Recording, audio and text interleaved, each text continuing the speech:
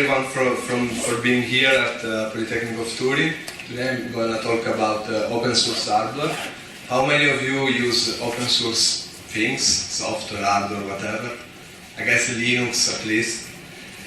And open source hardware is basically not that new, but lately a very famous way of developing hardware. What does open source hardware mean? It means a lot of stuff. It can be the layout of a PCB, can be the Verilog, VHDL, system Verilog, whatever, description of some IP, can be the PDK of a technology node, can be an ADA tool, although it's software, but yeah, it fits in the hardware umbrella, can be whatever related with FPGA and so on. What I'm going to focus about today is the Verilog, the open source Verilog, VHDL, whatever, description of some IPs. Which IPs? The one based on RISC-V. So RISC-V is an instruction set architecture comparable to ARM, Intel, whatever else. Here you have Professor Sonza, so you probably wrote some assembly in 886.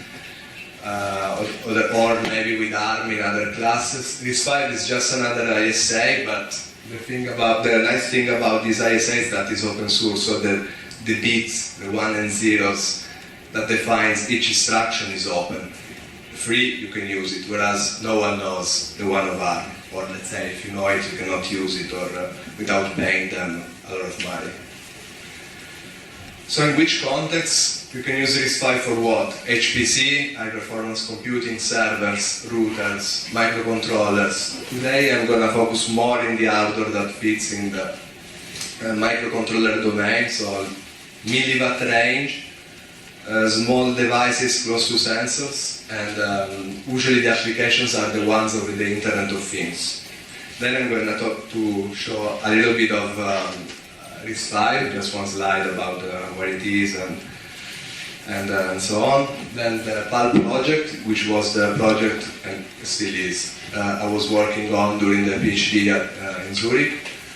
Then the new microcontroller that we are developing at EPFL, and then the industrial, let's say, impact and outcome that is coming out of the open source activities within the OpenHW Group, which is the other position I have. And then a few words about the next steps on the energy efficiency and open source in general. So just to highlight, my talk is touching three affiliations, the one I had and the two I have. So ATH Zurich, where I've done the PhD, OpenHW Group, where I work with, and EPFL as a postdoc. So we are in the Internet of Things domain, and we have edge computing devices. Edge computing means that I'm already calculating, elaborating the data at the edge, close to the sensors. So we have data streaming out from a microphone, an EEG for measuring the brain, cameras, whatever I have. Soon after I gather the data, I elaborate them.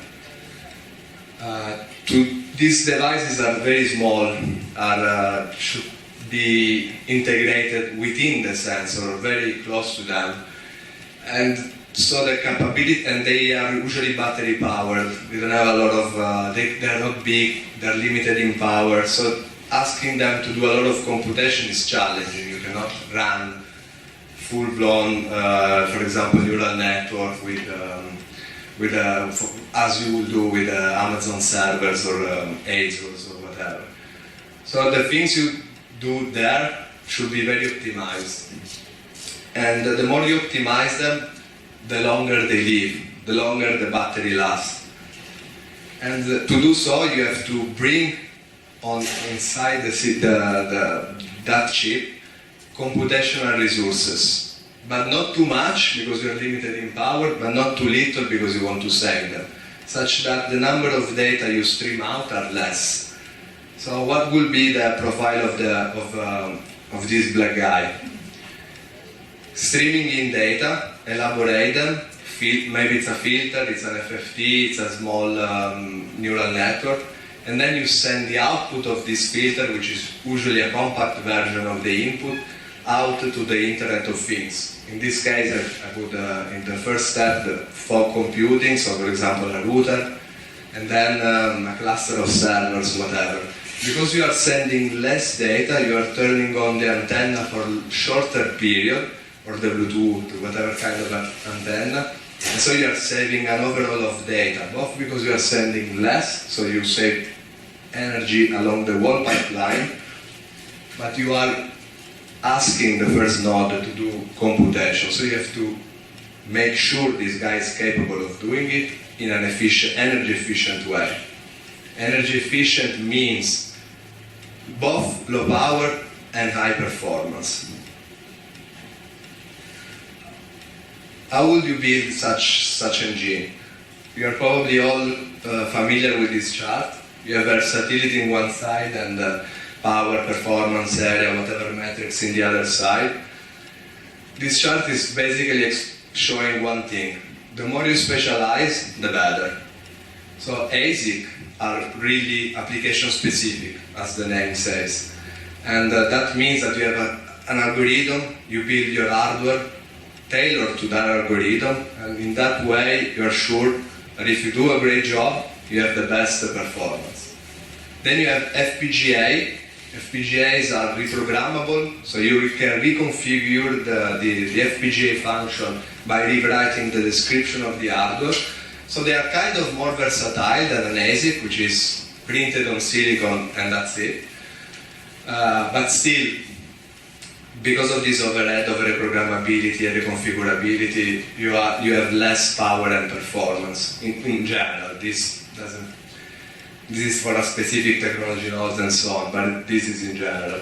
And finally, you have the microcontrollers. You program them in C, maybe, RISC, C, C++.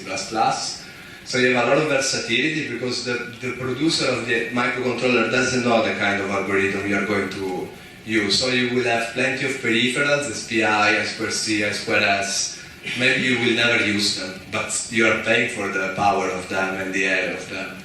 You program it in C, so you have all the overhead of using software, but you have a lot of versatility because the same microcontroller can be a car controller, can be temperature measure thing, can be something that is counting the steps I'm doing in my watch, and so on. So a lot of versatility, but less power and performance. Ideally, we want to go this direction. So we want to be versatile, but improve the performance, power, and energy. So how can we do that? We have to build our own microcontroller, or we use ARM. So if or Intel, whatever. To use them, you need to pay them a lot. And if you do research, you don't want to do that. Or if you're in industry as well, maybe you want to be vendor, you don't want to be vendor locked in. You don't want to rely to a single vendor. So what you're looking for is an ISA. Why an ISA? Because we want to be versatile. So from now on, I'm talking about microcontrollers. You want to have an ISA that you can extend to tailor it around your application domain. You want that to be free. You can use it. You want to have an ISA which is simple, competitive, modular, and all these features that I'm showing here. And this is what RISC-V provides. So in terms of innovative, there's not too much, to be honest. It's just a RISC architecture. Yes, there are a few things here and there that it makes it fancy, but it's not the reason of their success. They succeeded because it's a project coming from Berkeley, where Professor Davide Patterson is also involved with. Probably most of you studied on his book. And there is an organization behind it that is governing the ISA, the licenses, it's keeping it stable, provides supports, and this allowed a lot of companies, users, academics to go and use the RISC-V ISA. This is just a spec, it's not hardware. Now we want to build the hardware, but this is why we selected the RISC-V.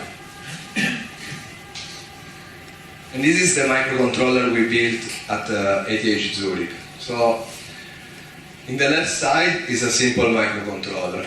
There is a RISC-V core, a DMA, some peripherals, a memory, a ROM.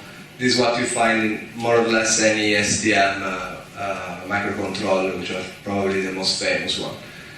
But this guy is accelerated. How? With a parallel accelerator that is executing still software, but on many cores. In this case, in this slide, it's 8, but there are instances with 4, 16, whatever. And all these cores are sharing a memory where they can exchange data, synchronize, and so on. They have an instruction cache shared among them all, because usually they parallelize in terms of SIMD. So they execute the same task, but on different datas. Then you have DMAs and so on. So why is this guy energy efficient? To make this guy energy efficient, this alone wouldn't be enough. You still need to have the implementation of this one in silicon. So to have, let's say, better than state-of-the-art figures, you need to use this guy at near threshold voltage, where the transistor show the best energy efficiency. But then, if you decrease the voltage, as most of you probably know, you decrease the performance, the maximum frequency you can run on. And this is why a multicore architecture has been selected by the PULP team, just to compensate the lack of frequency. So just to give some numbers, some examples. Imagine you have a microcontroller and you are using the microcontroller at 100 megahertz on a single core to run your application. Now if you decrease the voltage, in case it still works, you probably have the maximum frequency equal to, just inventing numbers, 30 megahertz. So now your application is lower, but it's consuming also a power that is quadratically smaller. Okay, but let's say your application requires 100 megahertz, because maybe you are controlling something in real time. So how can you still run at 0.7 volt, running at 30 megahertz, but achieving the same performance at 100? Well, maybe you put 4 of those cores. So what you do, you end up paying more area, it's true. Of course, you have a bigger microcontroller, but you can run it at a lower voltage and achieve the same performance as before.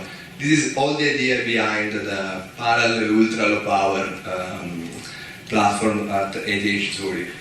From here on, this project was born in 2013. Actually, I say all the time ETH Zurich, but it's actually a collaboration between Zurich and University of Bologna. But from 2013 to now, it's 9 years more or less. They've done several chips, I have no idea how many, probably hundreds, something like this.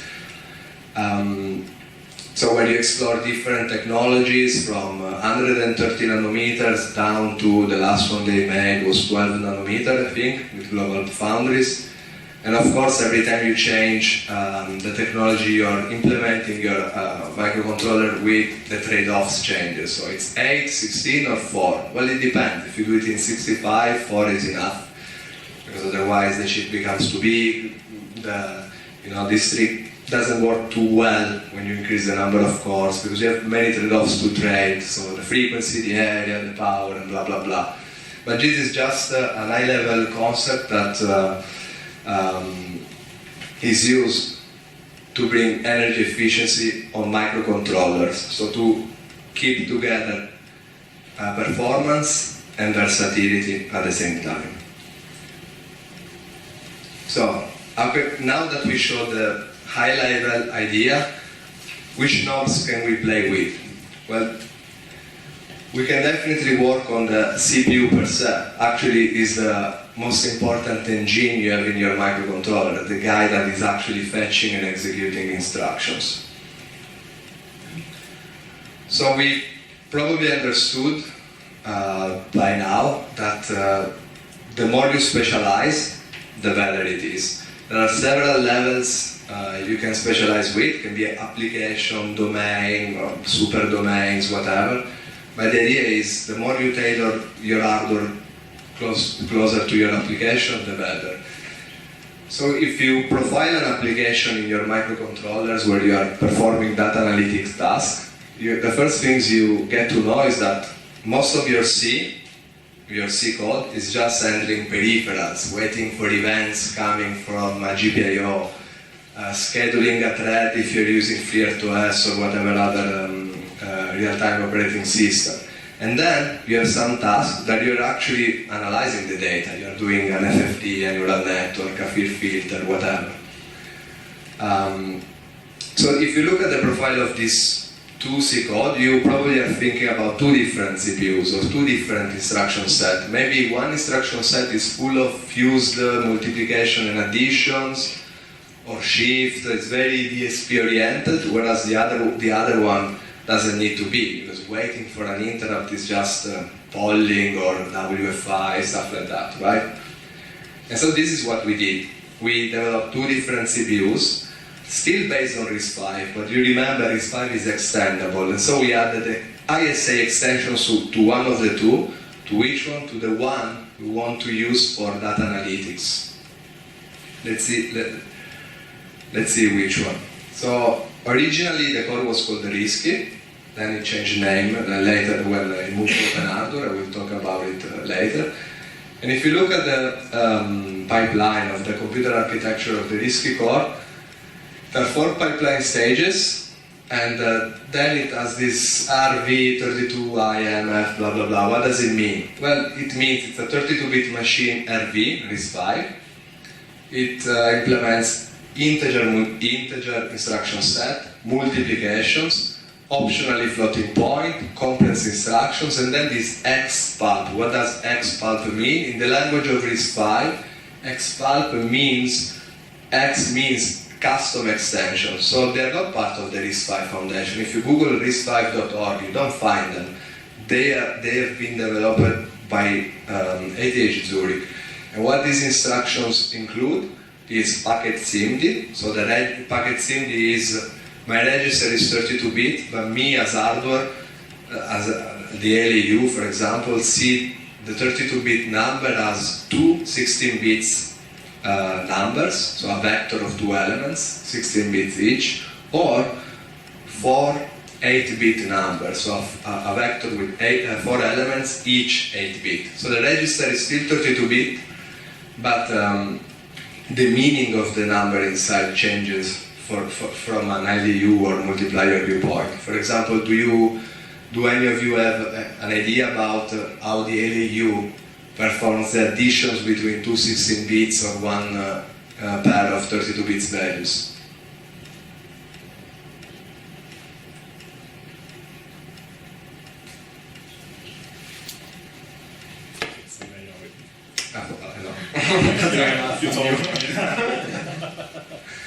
Basically just gating the propagation of the carry. So you have two 16 bits value here, two here, they're actually one 32-bit and one 32-bit, and then in the middle you just don't propagate the carry. Similarly, with 8 bits it's the same.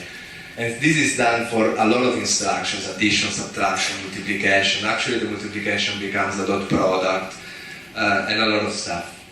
Then we included fixed point support. I don't know if you're familiar with fixed point, but it's basically another way of looking at integer numbers, thinking they are actually numbers with commas, so decimal numbers, but the point doesn't move like the floating one.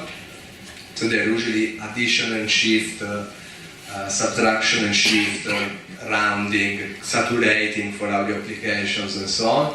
Then you have bit manipulation instruction, inserting a bit in the position 13, shift, extracting the last 2 bits of a word, blah blah blah. Stuff that you usually will do with shift, or, and all these boring operations. You probably had them in the exercises in some classes. Then other loops and blah blah blah. But the idea I want to highlight here is that all these instructions are very DSP, right? Signal processing oriented. And of course the area of the core as the power increases, right? Because you are enriching the LAU and the data path.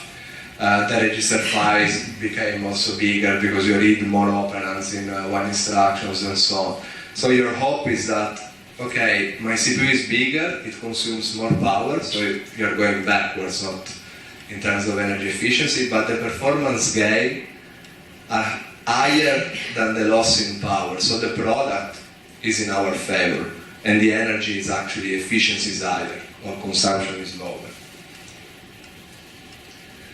In the other side, you want to have a CPU that is just waiting for interrupts, scheduling a task, writing somewhere in a memory mapped region and then looping over some value. This guy is not that smart, or maybe he's actually very smart, but he doesn't do a lot of math stuff. So it doesn't need to have all these dot products, multipliers, and stuff like this. Actually, this guy is always on, is always governing the system. So it's always leaking power, so we want to make it very small, very, very small. And all the parts that are, let's say, compelling with data processing, we made them multi-cycles, because who cares if you take 32 cycles to do a division? So you anyway never do it. So okay, let's include the support of it, but let's waste the least of power. Similarly, we added extensions to have only 16 instead of 32 registers, not the bits, but the number of registers, and stuff like that. So the core is still RISC-V, still 32-bit, can be E or I, so integer with 32 or 16 registers, optionally multiplications, and C. Here you don't see floating point, don't see XPULP, you don't see any of them. So the area is very small, and the leakage power is very small, or power in general, and we will use this guy only on control tasks. So for example, if I have to select, I will use this one to run FreeRTOS, and the other one to do the FFT. This is just a summary, and this is the power that you have, and power and area that you have when you map them. In this case, I think it's 65 nanometer UMC, but doesn't matter. It's normalized to the RISC-V one, which is 1. Then if you have 32 registers with a small one and multiplication options activated, you have this guy. And if you further decrease the number of registers and remove the multiplication support, you have even a smaller guy. So if you have this kernel, which I hope is correct, I didn't compile it, it's a for loop that is doing a dot product. So if you take the core without the M extensions and only has 16 registers, if you look at the assembly, which I think probably Professor Sonza once said that you will never use assembly in industry. Actually, I use it every day, even to prepare slides. But yeah, in general, actually, I'm one of the few ones. The assembly you have is actually you move the value of a counter in a register, and you load the 2 bytes. You do boring stuff with the counters and the address of the pointers. Then you jump to a routine that is emulating, pretending to be a multiplier, because you don't have the multiplier in your ISA, so you don't have the mul instruction. So you jump somewhere, you lose a lot of cycles just because you jumped. You waste even more to emulate the multiplication, and then you return. You return to the addition, then you do another addition for the counters, and then you branch back. Imagine the number of cycles you waste. But you are running this in a very small CPU. So you should expect long latency, little power. Then let's say we have 3 cycles, 32 cycles, whatever, multiplier. So you have it in hardware, but it's not very performant. So the code size decrease, although it's not shown in the left side, you have to count for the instructions of the software emulated routine. Here you don't have that thing, so the code is smaller. Also the performance is smaller, because hopefully the mul instruction is faster than jumping and emulating it. But yeah, it's still not 1 cycle multiplication, very fancy. And then the beast. You have the hardware loop, so the overhead of the branches disappear. You don't have branch and comparators. And the first strange things you should notice, if I haven't done typos, is that 400s, while you're looping over 50, It's here because first I'm applying loop unrolling, so from 400s I'm going to 200s.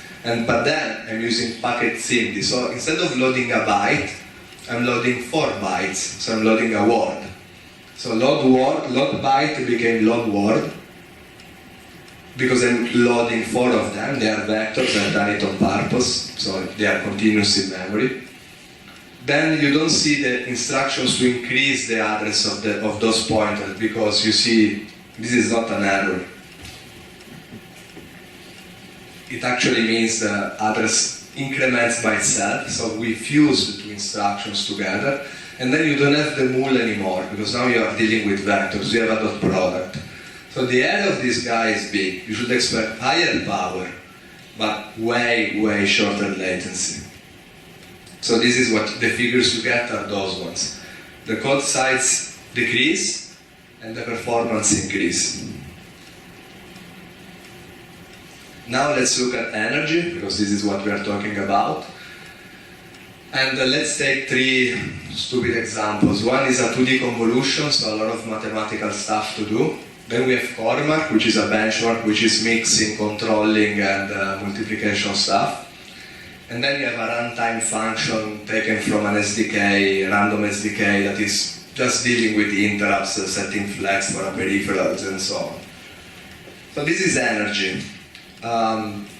RISC-V, although consumes more power, consumes the least of the energy, because the gain in performance is so high that the higher power is compensated by a shorter latency. And the micro RISC-V, which was the guy the stupid one jumping to the emulated multiplier, is the worst, because it's taking long, very long. So yes, the power is smaller, but not that smaller to justify this long latency. But how about if we change application? So if we have a mixed multiplications and controlling stuff, you see the figures change. Now the one with the not so performant multipliers but still having one is the best, because actually this is a good trade-off. It's not too big, it's not too performant, it's not too small, it's not too low power, it's the guy in the middle. And actually in energy you see that. So probably in the second column, RISC is still the most performant one. But the gain in performance is not justified by the one in power. And in the runtime, they all perform the same, because they're just loading and storing values somewhere and checking a flag. So here it's better to be small, because they're not doing any fancy stuff. So here the figures are power dominated. So in the left, performance dominated, right, power dominated, middle, trade-off. And this is what I'm writing here with animations. So just to summarize this point, this is the profile of your application in your microcontroller. You are sleeping, you are waiting for a GPIO, then you gather the data in with the ADC, and then you execute the task 1 when the data are ready. Of course, this is pseudocode, and the task 1 happens to be an FFT. So if you're always on, so you didn't notice something before. You were assuming that you are switching off the CPU, right? So you do the 2D convolution, RISC-V finish the earliest, and then goes to sleep, right? But you cannot always do that. If you're implementing this CPU with an always-on domain, you cannot do that. Once you finish, you wait. You wait, maybe you are clock gating, true. I hope you are familiar with power stuff, optimization stuff, but yes, you are waiting, you are not consuming dynamic power, but you are leaking power. So here size matters the most. Actually the title should be when size matters. But so you see in the first 3 dots, you see when the CPU stops executing something. So RISC is the fastest, so it finishes at 784 microseconds, and then the others too. And this is the energy I'm showing. It's the 2D convolution, right? So the lowest energy is the RISC-V one. It's the first point down there. So basically, the 3 dots are the dots on the left there. Maybe scaled, normalized, with logarithms, blah, blah, blah. But this is the same information. And now you're waiting. You're waiting for the next event. this event. The next, you're sleeping in the clock gating, you're waiting for the next data. What are you doing? You are leaking power. So over the time, your energy is leakage power times VDD. And you see that the more you wait, the more is better, the better it is to be small. So at the beginning, it's okay. If your next data happens to be within this point, whatever it is, RISC is still the best. Although it's still wasting energy, still below the others too. If the event is not that frequent, then it's better to be smaller, but at least in the whole picture you are gaining. And if the events are very, very rare, then it's better to take the slow and stupid CPU. Questions so far? Clear?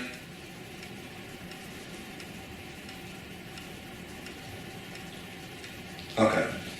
So next one is, we build the CPUs. There are other plenties of options. Now let's move to the system level, so to the microcontrollers, so CPU, memories, accelerators, peripherals, and stuff like that.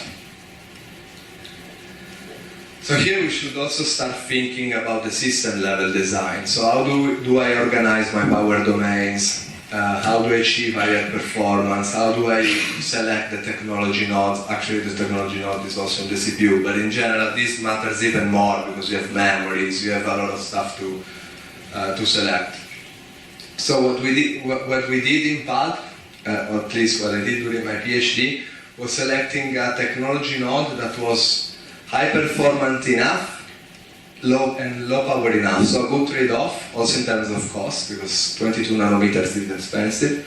And we selected the Global Foundry 22 FDSOI, where you can also, are you familiar with FDSOI technology?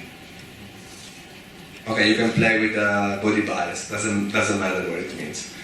And then we built an heterogeneous memory architecture, and that I will show soon. And as I said, with forward body bias, which means basically you supply the body of your transistor with a voltage, and then you basically play with the node performance and power.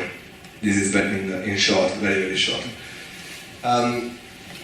So this is the architecture of the single core part of PULP, the one I showed at the beginning, the normal microcontroller. Again, peripherals, DMA, CPU, memories. But here there are fancy colors, which means we are dividing the microcontroller with power domains. In blue you have the always on, so we never switch them off. And in green we have the memories, and we want to switch them off. Because maybe I don't have an application that requires all that amount of memory, so why keeping them leaking power? We just learned about the importance of the leakage power. And I only want a small amount. Maybe this small amount I do it in another technology, in this case with standard cell, which means flip-flops basically, which means I cannot put them too many because they're not dense at all, but they scale the voltage as the other standard cells, so they can operate at a lower voltage point. This is how we did this experiment. And then there is also an accelerator for binary neural networks. Well, doesn't really matter. This is the layout of the, so this has been done, the RTL, synthesis, place and route.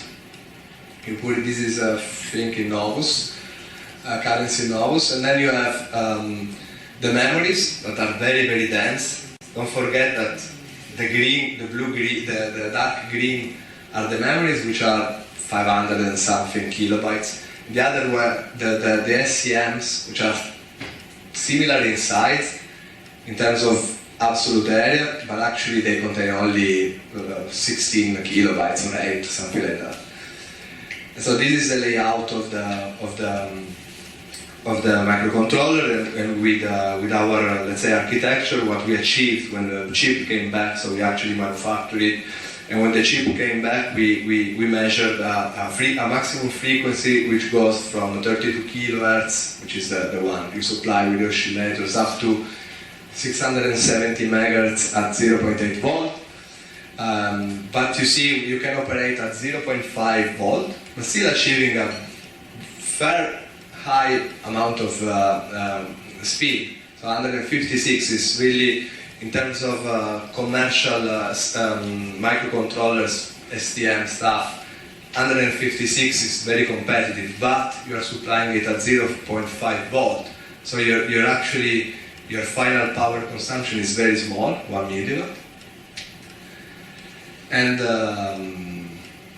then you also see that you have a total amount of memory available, but you have different energy efficiency figures. Here we see them in details.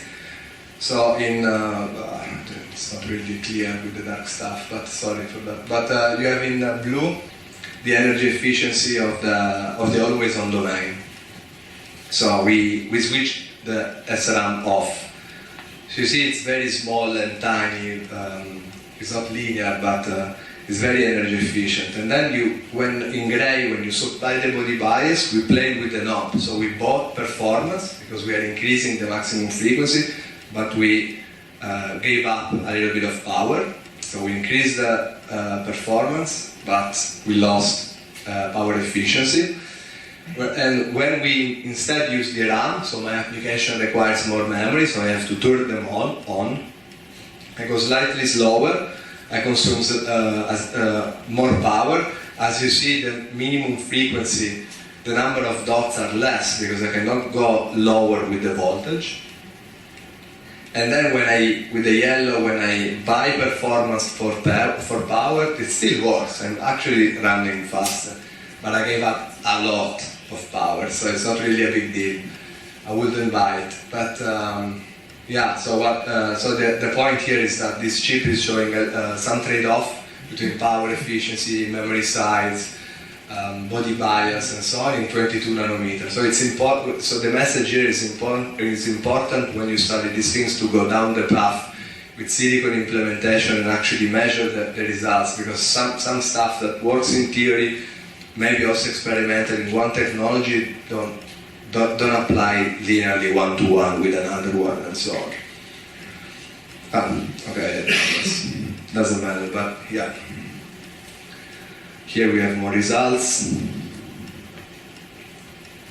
Here even more, and here what is showing in these charts is that the body bias is more efficient at a lower voltage. So the leakage, the performance, which is the first of these charts, increase when you run at 0.6 volt by more than 50%.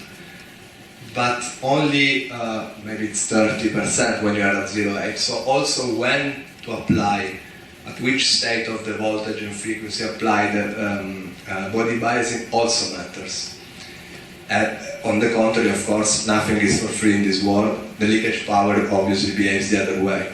So the lower you are in voltage, the higher is the price when you apply forward body bias. So the two are actually the other way around. Finally, let's go to soft accelerators. Soft accelerators are basically like any other accelerators, but we want to reprogram them. So far we didn't talk too much about accelerators, but imagine to have in your microcontrollers an AP that is very good in doing convolutional neural networks, FFT, whatever you like. Once you build that accelerator next to your CPU, yes, you still have, from an high-level viewpoint, a microcontroller, so versatile, programmed in C and stuff like that.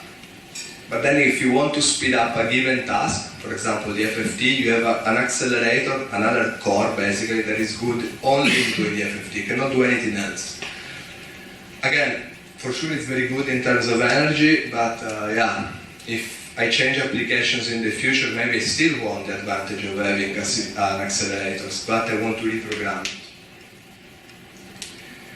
And maybe I want to reprogram it completely in software. So this is the idea behind why we had this cluster of 8 cores. So the 8 cores are basically, from a viewpoint of the single CPU, it's an accelerator, but you just program it in C. And this is the speed up you get. So when you run this list of applications that are very common in any DSP algorithms, you have with a single core, everything is normalized with a single core. You have this number of, you have this whatever performance. Then when you move to 2 cores, you see it almost speed up linearly, because those algorithms are all SIMD friendly, which means not all of them, but for example not the PCA, but most of them are SIMD friendly, which means they naturally go parallel on the data. For example, the matrix multiplication, you give a row to each CPU, and then they all do this small row times the wall, the columns of the other matrix. So this parallelized basically linearly. You don't have conflicts in data, iterative stuff, synchronizations. They go free, and then they sync up at the end. With 4, again, most of the kernels still keep the parallelism. And then when you move to 8, you see that you're not speeding up times 8. So you start paying the price of synchronization among threads, time that you waste between CPUs communication and stuff like that, without do a whole speech about parallel computing. But you see also the number of cores I select from accelerator is not the more the better. Yes, I can do 32, for sure it's better than 8, but is it that better? Is it justified? So this is one of the trade-offs you have to keep in mind when you build accelerators based on multicore. In this case, the algorithms are SIMD, but the architecture is MIMD, so theoretically every CPU can do whatever other task. GPUs are more SIMT, so single instruction, multiple threads. Then you have vector machines that are vectors, then you have SIMD machines that are slightly different than vectors, but similar concept. So they only execute one program flow on different data. So you have plenty of options in the multi-core architectures. Just analyze the algorithms you're running ahead. Because if you are building an accelerator for the PCA, I will definitely not go for 8 cores. Maybe I will stop at 2 or 4-ish, but not 8. Because I pay too much price for times 5 the performance. So I'm paying 8 and I get 5. You're not a good trader if you do so. Then you have going back at the beginning, then you have to achieve the best. For example, with the PCA, what you do is building a PCA engine. So you do your exercise, you buy the VHDL of the PCA, everything works perfect. I tested it. In this case, the example is with a neural network. I plug it to my bus, and this guy works perfectly and fast. What you can still do, which is what we explored, is that can we even bring on inside the accelerator parallelisms in terms of data? Yes. For example, if your algorithms is error prone, like neural networks are, so they are, let's say, precisions tolerant, they can go lower with the precisions, they can, I mean, this guy goes to 4 bits because we did it in 2016, 15. But today there are neural networks with 1 bit, where the weights of data are 1 bit. And so that means that when you plug them in a 32-bit microcontrollers, you are going implicitly 32 times in terms of parallel execution. In this case, 4 bits, so 32 divided by 4 parallelism class. So what we did is exploring the data path, and again, trade-off. What should be the parallelism, and then you select in terms of your applications, okay, go for 4 bits, 2 bits, 8 bits, whatever. And here we show that at the end, when you compare with the soft accelerator, you get 26 times better energy efficiency than running the same application on 4 CPUs. So they are both accelerators, but when you have hardwired accelerators, you gain 10 times. But don't ask this guy to do the FFT, whereas the other one was plenty of options in terms of algorithms, can do whatever in theory. This is how we integrated in the cluster. And this is the result that we did with another chip in 65 nanometer. In this case was 65. They are not in order in terms of timing. And this was the one before where actually this accelerator is instead 1 bit. And then you have something in the middle. So I show you the most versatile accelerator, software, multicore, GPUs, vectors, whatever, MIMD machines, then hardwired functions. Now what was in the middle? In the chart, FPGAs. This is again FPGA but integrated inside a microcontroller. They are called embedded FPGAs. They're usually way smaller than the one you buy from Xilinx, Intel, Altera was called, and so on. They're way smaller, so the amount of Verilog you can synthesize in and place and route inside is not that big, but still can bring on board your microcontrollers tons of acceleration. And not only that, you can even build a new peripheral, a new SPI with fancy instructions inside or whatever. And this is, I call it Arnold, and not for political reasons, but for sport reasons, if we want to call bodybuilding a sport. There is also an heterogeneous architecture, but only based on SRAM. But then down in the figures you see the eFPGA macro, which is basically the embedded FPGA, and then you see how it is plugged inside the microcontroller. So you have, for sure, voltage and clock domain crossing, so you have FIFOs inside, synchronizer FIFOs, and then you can go there inside with the APV bus to treat it like a peripherals. You have inside the FPGA memory interfaces to go gather the data inside the memories up there. You have mathematical functions to do the math, I/O interface to drive the GPIOs and stuff like that.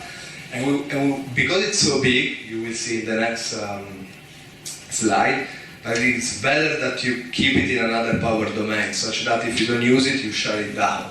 Or maybe you let it run on another voltage. In this case, it wasn't possible because we didn't implement any shifter levels.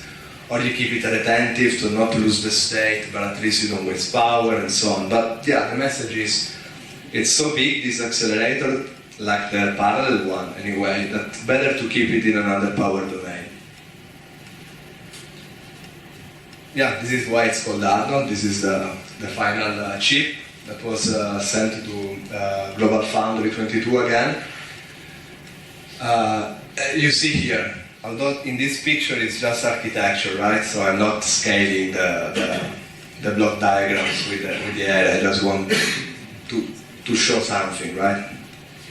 But actually the FPGA is basically 2/3 of the chip. It's 2 times 2, only the FPGA, and the whole chip, included pads and margins and stuff like that, is 3 times 3, imagine that.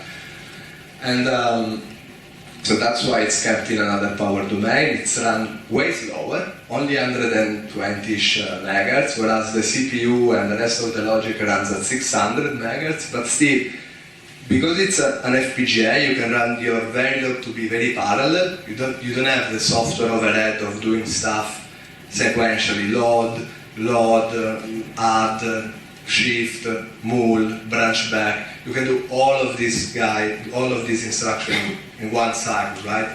The power of hardware, ASIC, and FPGA is the parallelism, whereas software is sequential.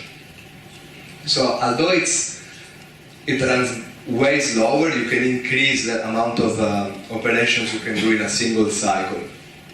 Again, we are using body bias, but I understood you don't like it.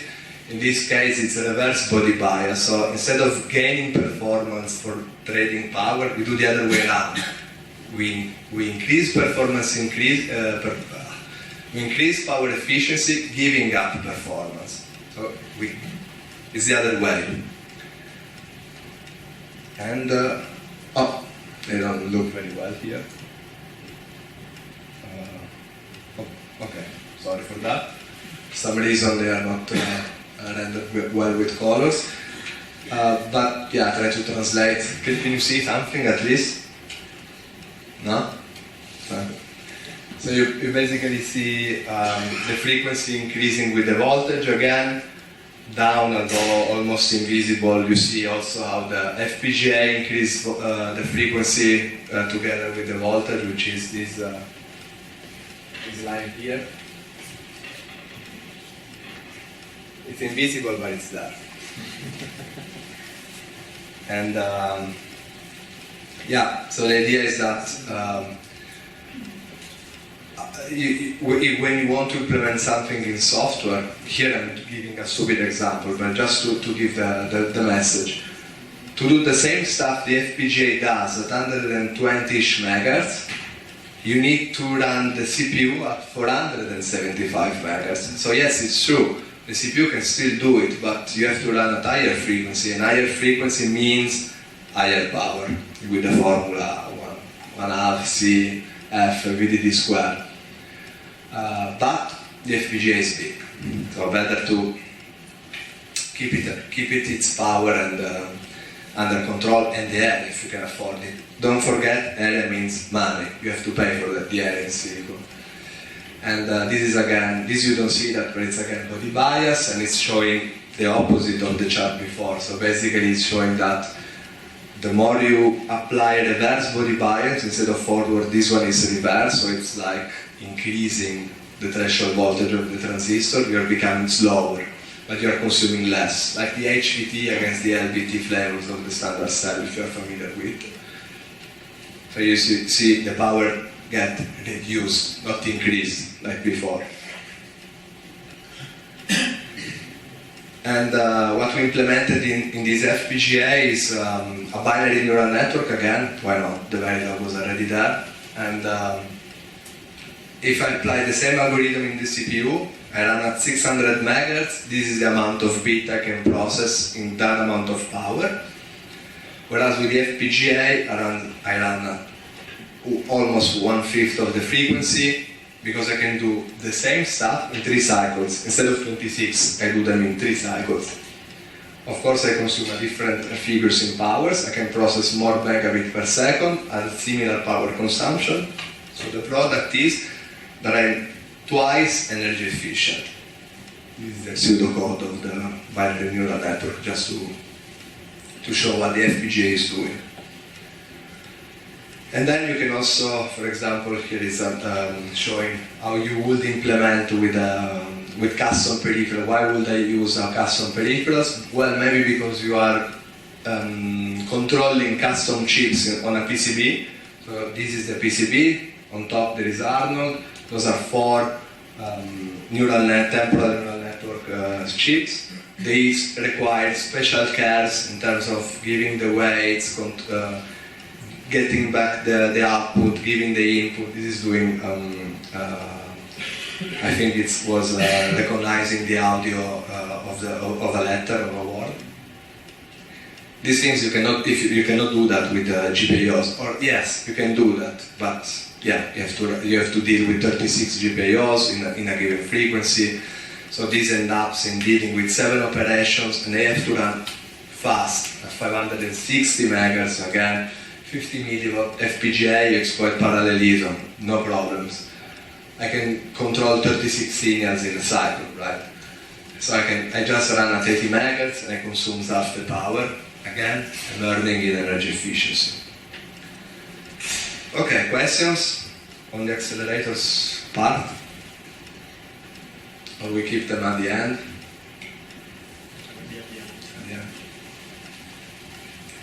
Okay, then finally, I'm still doing research. Now let's move to the EPFL contribution, where we are building a new microcontroller.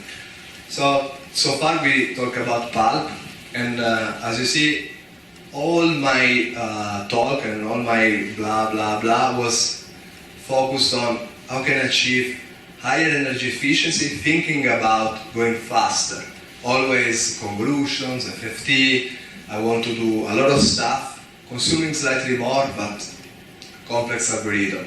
But how about those applications that are just simple, are just controlling temperature, or maybe they're taking data from an ECG, EMG at a slow pace. For example, the body is slow. You don't need to sample for example, the signals coming from the brain at megahertz. You need kilohertz. We are slow. Our biology is slow. So the number of computations you have to do to be for real time. So you don't need 600 megahertz, 22 FDSOI, accelerators and stuff like that. You just need to be small, simple and small. So do you remember the thing I was doing comparing the RISC-V and zero RISC-V core? This is the same but applies at system level. And also these applications, because are slow, they spend a lot of time waiting, like the zero RISC-V case, right? So the power policy you would apply in this kind of system are different. You definitely don't pay for standard cell memory, definitely, because they are so big and consume so much power. But we want to build to cope with both the requirements, so very low performance and high performance applications. Now I'm talking about a software person, a software engineer person. I want the same code base, right? I don't want to spend time forking, doing different projects, maintaining different repositories. So I felt like, how can we keep the same code base, same microcontrollers, but it's extendable, such that the final system is of course different. Arnold, Quentin, Fulmina, whatever. But the implementation of that. But you configure it and you tailor it based on your needs. So this is what we build, XZIP. So it's extendable.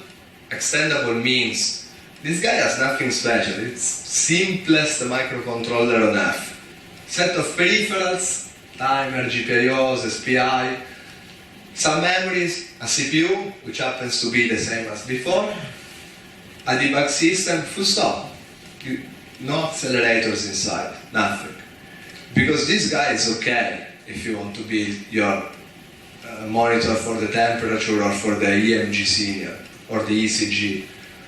That guy is enough. You don't need to buy Arnold for that. And you can even implement this, let's say your target frequency is 50 megahertz, you implement it in 130 nanometers, fine. 22 is expensive. Why buying that? Yeah, for energy efficiency, but definitely not for money.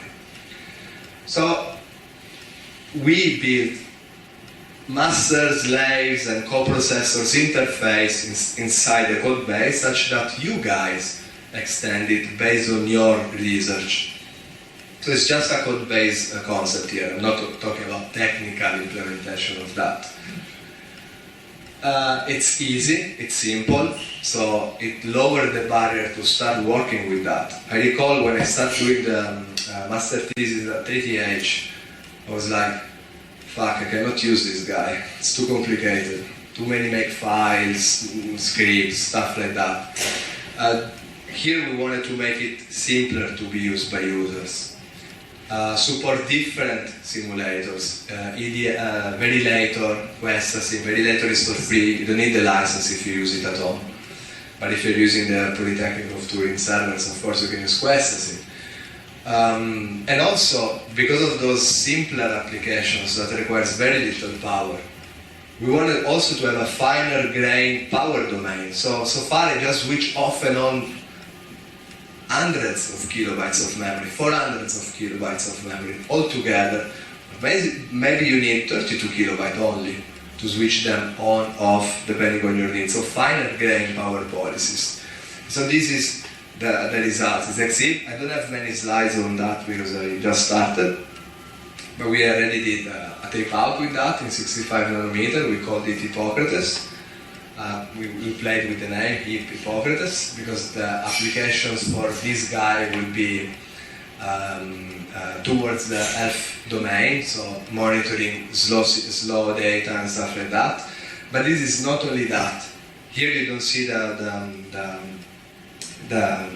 final computer architecture, but it's basically this guy together with two accelerators. One is an in-memory computing accelerator, which I'm not talking about it here.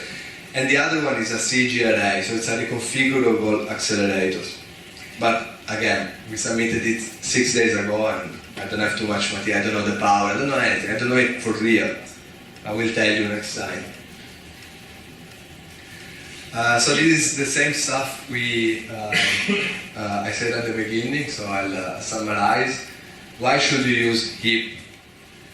So, because it's extendable and extendability attracts users. You do the accelerators, but you reuse the CPUs and drivers and the software stack and peripherals and the environment to compile and synthesize and take it to FPGA and to silicon.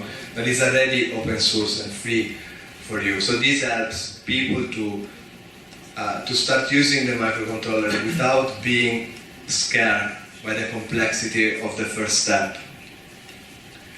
And actually, this is, for example, one of the reasons why we made this talk here is because we started a collaboration with Maurizio, Professor Martina, where we basically said, okay, let's start from some existing IP, which is a heap core, which is what is it doing?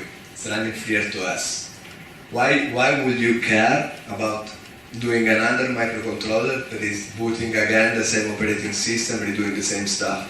So just use that one, that we put open source, of course, and then you build your accelerator. In this case, it's a near memory computing accelerator for RISC-V. Again, I don't have any idea about performance, power, and area figures here because Michele is just start developing it, so he will tell you about in 6 months-ish. So now it's your turn. This is a call I do here. In case any of you is interested in playing with RISC-V, go on GitHub, contact me. If you want, download it. There is a README, hopefully it's clear enough. You clone it, you compile it with Verilator, it works on Linux, you don't need any license for any tool at all, if you do it with Verilator, of course. And you can run in how many minutes? 20? Yes.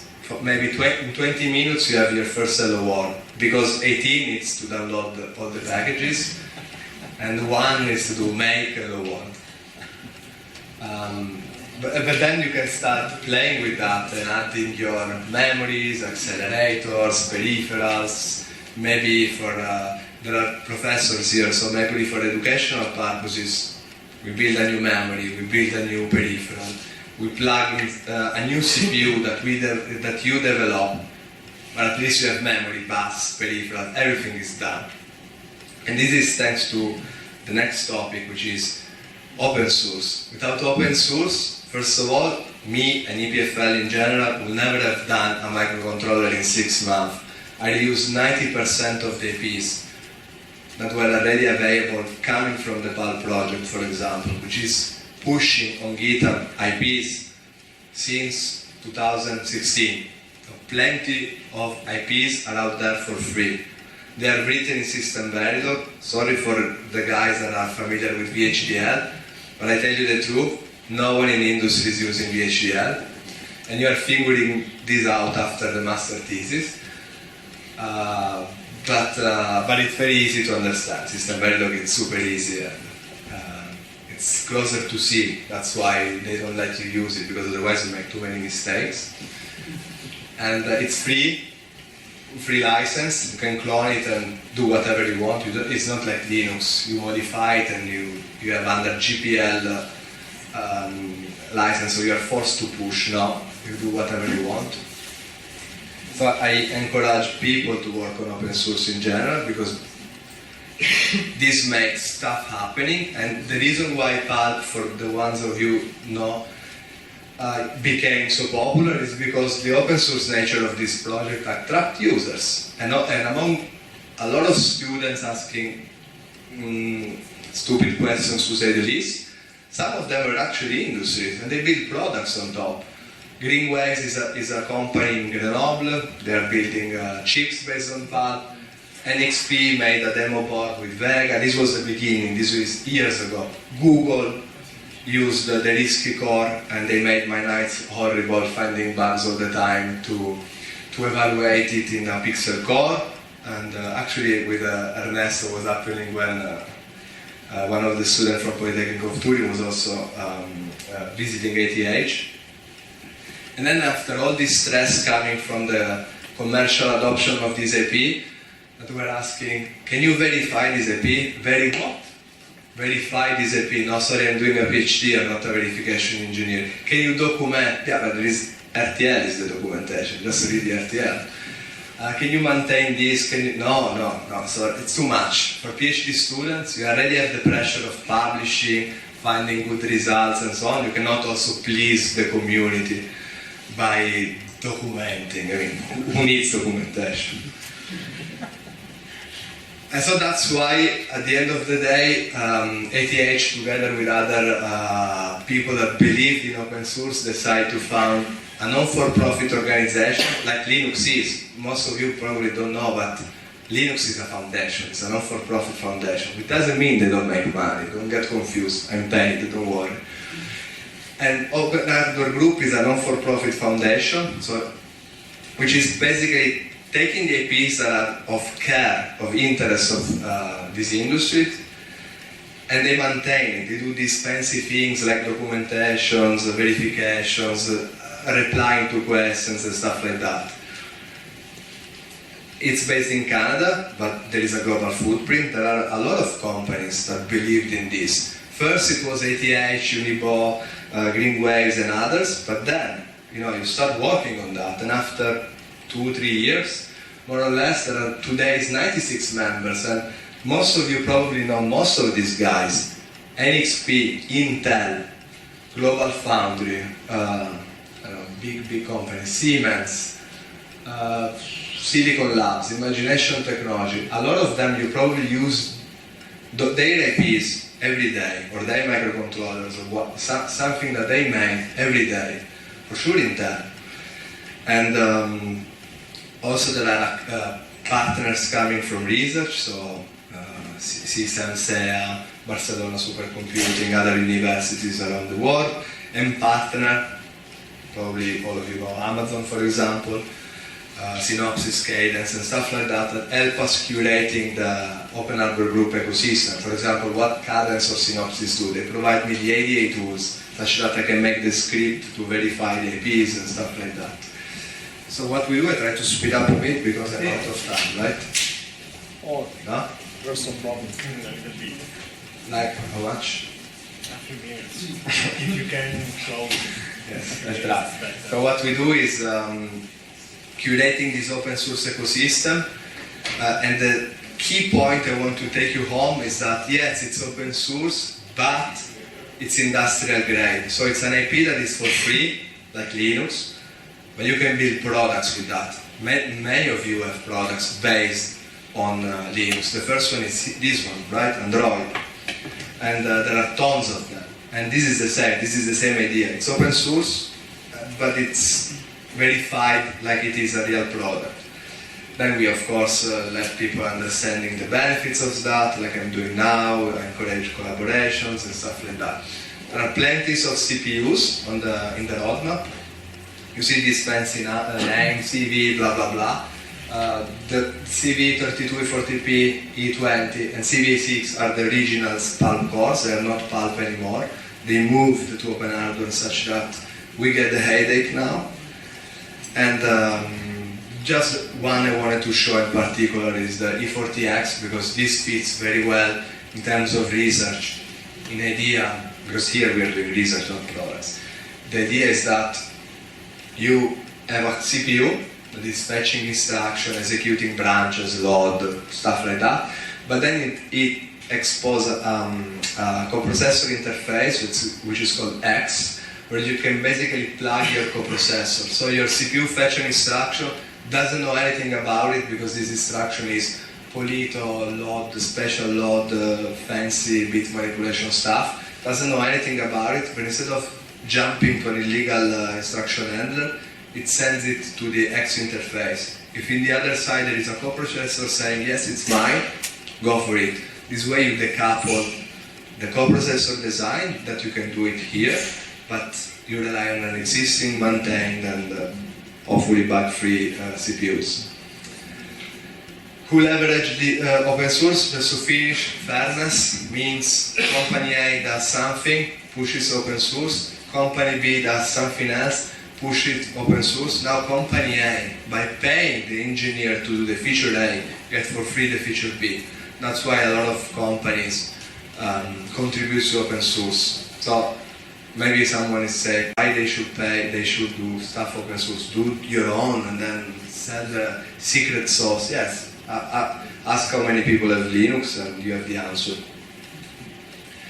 Then also you may want to customize or having trainings, getting educated about this open source. So there are different companies that are also working in leveraging open source IPs by teaching or customizing them for you. So maybe you don't have the know-how to touch these guys because it requires time, of course. So you pay. For example, Plan B in Germany is providing services and customization for the hardware, and Becosme in England is doing it for GCC or LLVM for the compilers, and there are several. Then to conclude, next step, what do I think we can get even more energy efficiency? Well, for sure, chips are becoming complex and complex and complex, so you want to do Davide and Timpala. So you do different chips and then you integrate them in the wrapper, in the what is called 2D or 3D integration, depending on whether you integrate them this way or this way. You can continue extending your CPUs with new instructions, new accelerators, and so on. You can use in-memory computing because you fuse, by going to memories, you move the data in and out, load, compute, store, boom, boom, boom.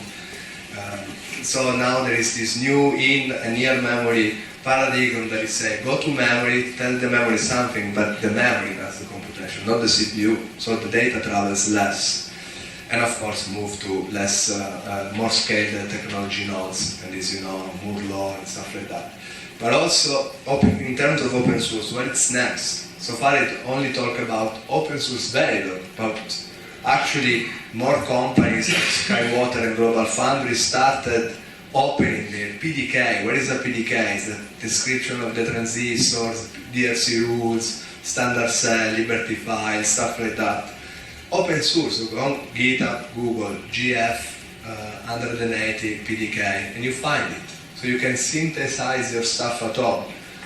For free, no license. Ah yes, you need one, design compiler. No, even EDA tools are now pushing software open source. They're very far from getting to Synopsys or Cadence performance, but they just started. So go Google for OpenRod, where it's basically merging a lot of open source tools like Yosis, NextPNR, and others, blah, blah, blah, that helps you to take your RTL down to the GDS format of your chip, which is the one you at the end send to the foundry. And sorry for concluding fast, but yeah, that's the summary. I don't repeat it, and thanks a lot.